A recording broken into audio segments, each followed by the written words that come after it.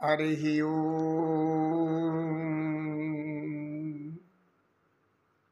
నమో కృష్ణ నమో కృష్ణ నమో నమో నమో నమ. పాహి మాం పాహి, శరణు తండ్రి శరణు. నీవే తప్పిత పరం వెరుగ, అన్యదా శరణం నాస్తి తవ పాదం శరణం మమ. అన్యదా శరణం నాస్తి తవ పాదం శరణం మమ. నీ పాదాల కంటే నాకు శరణం వేది లేదయ్యా స్వామి, నీ పాదాలు నాకు కావాలి. శ్రావణభూతి గురువు గారు ఇందాక ఒక పద్యం చెప్పారు, ఇప్పుడు ఏదైనా ఒక సామెత చెప్పండి అని అన్నాడు. విద్యనిష్ఠుడు సామెతలు మనకు కావాల్సిన నీతులు.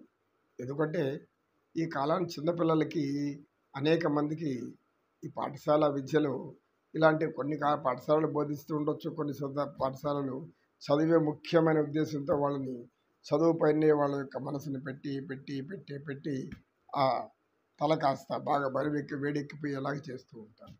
అప్పుడప్పుడు వారికి నైతిక విలువలు, ఈ సిద్ధాంతాలు కొన్ని కొన్ని మన ధర్మం, సనాతన భారతీయ జ్ఞానం యొక్క గొప్పదనం చెప్తూ ఉంటే అది ఎలా తెలుస్తుంది? జ్ఞానం అంటే మన పురాణ పురుషులు వాళ్ళు తీసుకుంటే వాళ్ళ జ్ఞానం అర్థమవుతుంది. ఇది సులభమైన విధానం. ఇప్పుడు నీకు ఒక సామెత కావాలి, చెప్తా. ఆనందం పరమానందం, ఆనందం పరమానందం, ఆనందం పరమానందం. బాలకృష్ణుని లీలలుగాంచిన భక్త కోటులకు బ్రహ్మానందం.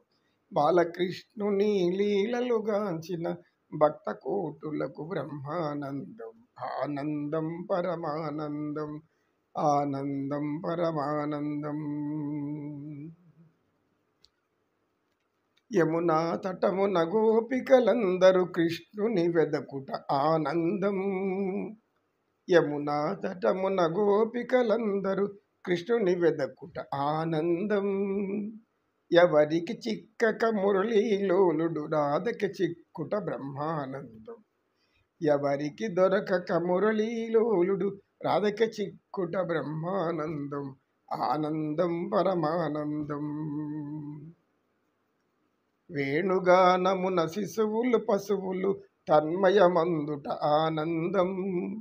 వేణుగానమున శిశువులు పశువులు తన్మయమందుట ఆనందం. కృష్ణుని ముందర జగమును మరచి రాధను చూసిన బ్రహ్మానందం. కృష్ణుని ఎదుట జగమును మరచి రాధను చూచుట బ్రహ్మానందం. ఆనందం పరమానందం, ఆనందం బ్రహ్మానందం, ఆనందం పరమానందం. బాలకృష్ణుని లీలలు మాయలు భక్త కోటులకు పరమానందం. ఆనందం పరమానందం. ఆనందం. ఇప్పుడు చెప్పు నాయన, నీకు ఒక సామెత కావాలి, అదేదో నువ్వే చెప్పు, దానికి విరోధించుకుందాం. గురువు గారు మాకు ఒక సామెత తెలుసు అని ఆ పల్లె ప్రజల్లో ఉండేటువంటి సామాన్య భాష, వాళ్ళకి ఏమనంటే గ్రామస్తులకు వారికి తెలిసిన కొన్ని సామెతలు వాళ్ళు చెప్తూ ఉంటారు. ఎందుకంటే సామెతలన్నీ పల్లెల్లోనే పుట్టాయి, పల్లెల్లోనే పెరుగుతాయి. పల్లె వారికి ఈ అవసరం జ్ఞానం. మన యొక్క నాగరికతలో పల్లె జీవనం అంటే గ్రామ జీవనం చాలా అంతకు మించినటువంటి జీవనం ఇంకొకటి లేదు, అంత ఆనందం ఇంకా ఆనందం ఇంకొకటి లేదు. హాయిగా పొలం పనులు చేసుకుంటారు, పంటలు పండిస్తారు, 10 మందికి ఆహారాన్ని ఇస్తున్నారు, అన్నదాతలు వాళ్ళు. కనుక వారిని అన్నదాతలు అంటాం. లేదు చెప్పండి ఏం నాయన. ఎక్కడ వేసిన గొంగడి అక్కడే అని చెప్తారు. దీనికి మాకు ఎలా అర్థం చేసుకోవాలి అన్నారు ఆ వ్యక్తి. ఎక్కడ వేసిన గొంగడి అక్కడే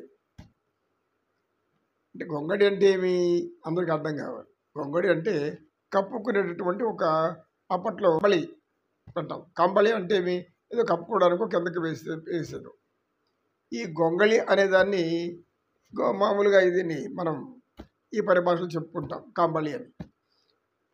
అది వాడుకుంటాం కొంతకాలానికి అది పాడైపోతుంది. అయిపోయిన దాన్ని ఏం చేయాలి, ఎక్కడైతే పారేయాలి, అది ఒక మూలేస్తాం. ప్రతినిత్యం నిద్ర లేచిందే భార్య పిల్లలు, భర్త ఏం చేస్తారు, భార్య పిల్లలు ఎంత చెప్తాడు, అది ఆ మూల ఎంతకాలం వేసి పెడతారు, దాంట్లో పురుగులు ఏమైనా చేత అయితే బయటపడండి అంటే.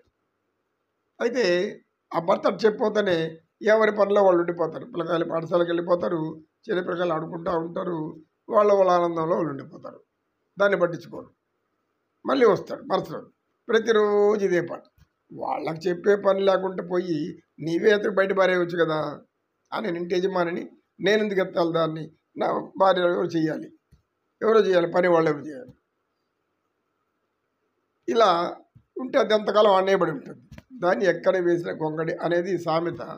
అయితే దాన్ని ఎలా అర్థం చేసుకోవాలంటే మానవుల్లో మనస్తత్వాన్ని అర్థం చేసుకోవాలి. మనం అనేక పథకాలు ఆలోచిస్తాం భవిష్యత్తు గురించి, ఆలోచిస్తా కానీ ఆచరణలో దిగం. ఎందుకు ఆచరణలు దిగాలంటే భయం, అడుగు పెట్టాలంటే భయం.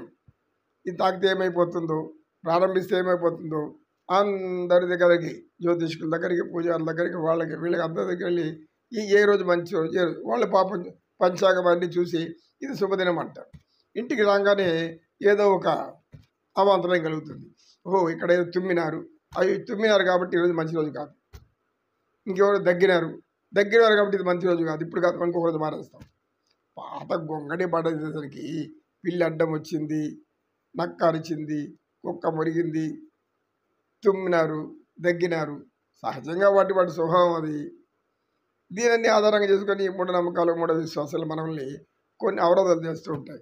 అందుకని దాన్ని ఎత్తి పారేసేవాళ్ళు ఎవరు ఉండరు. దాన్ని తాకాలంటే భయం కూడా వేస్తుంది.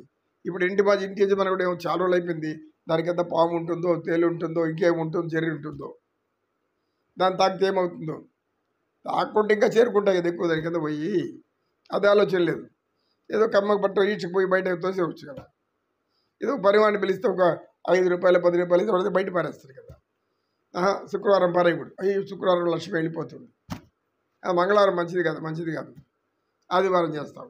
ఆదివారం ఇంటి పనులు, ఏదో వారానికి ఒక రోజు విశ్రాంతి వస్తుంది, ఆ రోజు ఆ విశ్రాంతి కూడా అక్కడ ఎందుకు పోవాలి, అది అన్నబడి ఉండలేదు. ఈ విధంగా మన యొక్క పనులని చేయాల్సిన కాలంలో చేయకుండా అట్లాగే కాలక్షేపం చేస్తూ పోతూ ఉంటే దీన్ని ఎక్కడ వేసిన గొంగడ అక్కడే ఉంది. అభివృద్ధి చూపెట్టడం అంటే అభివృద్ధికి కావాల్సిన పథకాలు వేసుకోవాలి. అభివృద్ధికి కావాల్సిన పథకాలు వేసుకున్నాం పో, మళ్ళీ ఏం చేయాలి, దాన్ని ఆ అభివృద్ధి పనులను ప్రారంభించాలి, సాధన చేయాలి. ఆ సాధన తర్వాత ఏమొస్తుంది, అక్కడ మనం ఆ పనులు ఫలితాలు ఇస్తుంది, అందరూ ఆనందిస్తారు.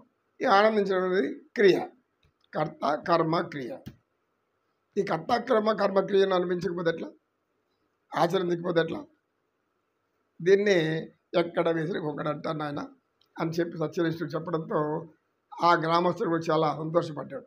గురువుగారు, ఇంతకాలానికి మా వాళ్ళు పెద్దవాళ్ళు ఏదో నేర్పించిపోయారు ఈ సామెత, ఎక్కడ వేసిన గొంగడ అక్కడే అని. దీని అర్థం ఇలా అంటే ఎప్పుడు చేయాలనుకుంటున్నా అప్పుడే చేసేవాళ్ళు, రేపు చేయాలనుకున్నప్పుడు ఇప్పుడు చేసి పెట్టుకో ముందుగా. మరునాడు చేస్తాం అనుకుంటా పోతుంటే మరునాడు ఒక చిన్న సామెత, చిన్న కథ చెప్తారు. ఒకరోజు శ్రీశ్వర దేవుడు ఆయన పాపం శ్రీకృష్ణ పరమాత్మను స్వామి నిన్ను పట్టుకోవాలనుంది అని అంటాడు. అంటే అయితే నేను పట్టుకో కానీ రేపు వచ్చి పట్టుకో అని అంటాడు. శ్రీశ్వరుడు పోతుంటే నువ్వు మర్చిపోతావేమో, అక్కడ గోడ మీద రాసేసిపో అంటాడంట. అంటే ఇది చిన్న కథలు తమాష చెప్పుకుంటారు ఇంట్లో. ఆయన రేపు అని రాసేసి వెళ్ళిపోతాడు.